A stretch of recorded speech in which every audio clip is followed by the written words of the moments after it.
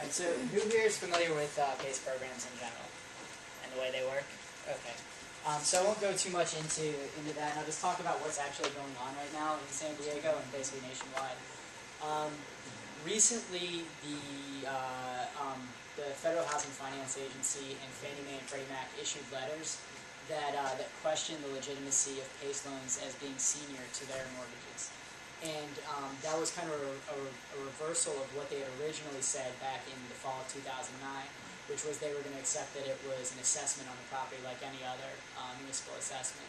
So when those letters came out on May 5th, the White House and the Department of Energy both started holding talks with Fannie Mae and Freddie Mac to get the issue straightened out.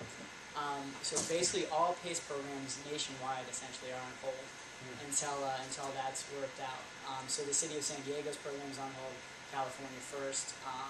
None of them are really going to move forward until they can be sure that that any property owner who signs up for a PACE loan isn't at risk of violating their mortgage. So wish I could give you better news right now, but that's it's just happening at a national level, and we're just kind of waiting.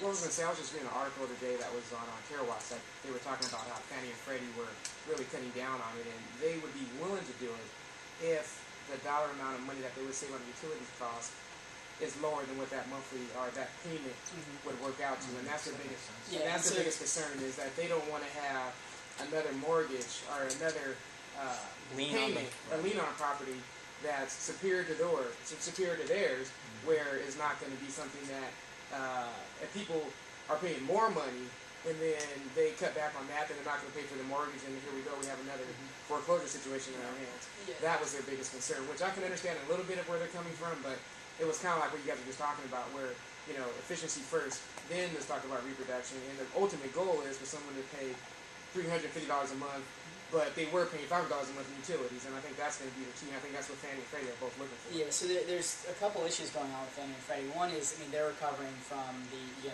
biggest disaster in their history, and so they're very, very cautious about everything that's going on. Plus, they also don't know the difference between energy efficiency and granite countertops. So that there's going to be a learning curve that needs to happen. Unfortunately, there's not enough time to get that done before PACE programs are supposed to get up and running. So the big push right now is the Department of Energy has released specific guidelines or recommendations for pilot PACE programs nationwide. And what they're pushing is that Fannie and Freddie just accept that the new programs that are coming out will follow those guidelines, which includes specific loading order, cost effectiveness, and a simple payback that just the system pays for itself within the lifetime of the loan. So that's what the pilot PACE programs are really going to have to abide by. And fortunately for anybody involved in energy efficiency, that's the only way to really do that is to do energy efficiency first, then renewable energy. Is the PACE program just for solar energy, kind of putting up an array? No, it's for any type of. It's for any type of energy. Yeah, there's two different legal mechanisms that the state of California uses. One is AB 811, which is the new legislation that came out that allows municipalities to finance it, and they specify renewables, energy efficiency, and then AB 474 added water conservation measures. So it can be those three. The city of San Diego isn't doing an AB 811 program. They're using Melrose districts, and that doesn't have any specifications, but they're going to be doing renewables, energy efficiency, and water as well. What did you say? Melrose. What is that? It's an assessment district. Yeah, it's CFD or Communities Facilities District.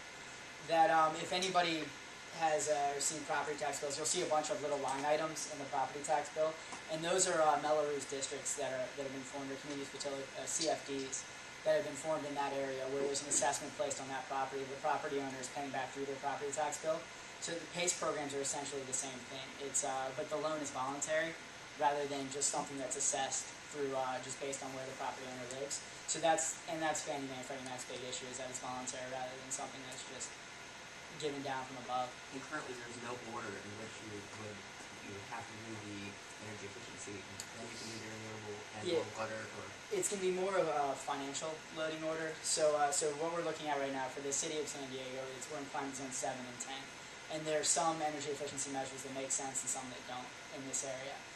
So it's basically whatever is the most cost effective first on average for the community or for the climate zone. That's what will be first. And it just so happens that most energy efficiency measures are more cost effective than renewable energy. But in some cases it's not. Like if you have a home that's 2005 Title 24, then it's going to be tough to get that types of savings from energy efficiency. So in terms of developing those guidelines, the macro issue is, the big Fannie Freddie, like we accept this form of, encumbrance on your property. But in terms of those guidelines about ensuring that those funds are used, as you said, not for granite countertops, etc. How's that developed, and how specifically is that developed? That's administered by CCSE, or? Well, yeah, I mean the PACE program. There's two PACE programs that are going to be happening in this area. One is the City of San Diego's Clean Gen. The other is the statewide California First, which is basically for everyone else other than the City of San Diego. And they're both going to have very specific loading orders and very specific program guidelines. So nobody's going to sneak in granite countertops. It's every project has to be approved and go through a vetting process. And that vetting is administered by renewable funding for the statewide program, and then a combination of CCSE and renewable funding for the city program. But in terms of that would take, has that been specified in terms of the test in, test out, and by who? The program hasn't been fully designed yet. It's not going to be fully set, ready to go until we have an actual launch date for either program. But right now for the city program, we're looking late summer at the earliest, and for the statewide program, we're looking at sometime before the end of the year. And you mentioned verification. Is that like a HERS and DPI type? It's still TBD. It depends on what measures they're doing. There's also other programs that are getting launched right now, like the IOUs are going to be putting together an energy efficiency retrofit rebate program, and then of course there's Homestar. Both of them are going to have their own QA/QC, and PACE programs will probably leverage those the same way we're going to leverage the CSI QC process. So it'll be whatever those ultimately are. But isn't that foreseen as kind of a, as you said, like we anticipate launching late summer? To ready a workforce to actually handle that workload of certification. And that's why it's so complex. We've been saying since last year, it's going to be launched in March, and then nothing happened. You have, there's several community colleges and other workforce development groups that are really putting out, doing tons of training and making the promises, and it's tough. I mean, I know there's a lot of people that are coming out of these programs who don't have the work right now, and so it's, there's nothing we can say really than we're working to get the programs launched. And I mean, I've talked to a lot of people who've gone through the programs, and so it's, I don't have too many words of advice, or I can't. Jurisdictions like Palm Desert that won't require really any specific certification, verification of the implementation of the equipment or anything like that. I think they have some sort of QC process, quality control, but I'm not sure exactly what they do. But not HERS. I don't think it's specified HERS in Palm Desert. They do their own audits internally, or they have a contract with a company. I believe the Office of Energy Management in Palm Desert actually send people to the homes to assess them. Yeah, and I think they're very careful to call them surveys and not audits. Yeah. But that was done, I believe, in partnership with Southern California Edison, because their electricity rates out there are just astronomical. Astronomical. Yeah. I understood there was also a potential sticking point with the city council over additional fees that would be put in the PACE program.